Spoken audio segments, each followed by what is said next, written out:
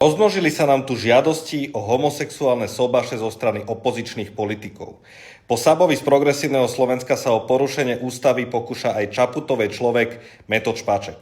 Je neuveriteľné, s akou bohorovnosťou títo sobašní turisti presviečajú slovenské orgány, že Európska únia má právo diktovať Slovensku hodnoty. Nemá. Európska únia má nad štátmi tie kompetencie, ktoré sme jej ako Slovensko priznali. V žiadnej inej oblasti Brusel nie je oprávnený rozhodovať za nás. Slovensko nie, že nemusí, ale na základe nášho najvyššieho zákona ani nemôže uznať sobaše ľudí rovnakého pohlavia, ktoré napríklad Rakúsko uznáva. Okrem toho platí, že v hodnotových otázkach je naše národné právo aj tak nadradené. Rozumiem, že progresívni politici a aktivisti sú naučení počúvať zahraničie na slovo.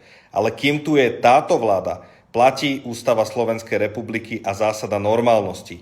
Manželstvo je zväzok muža a ženy.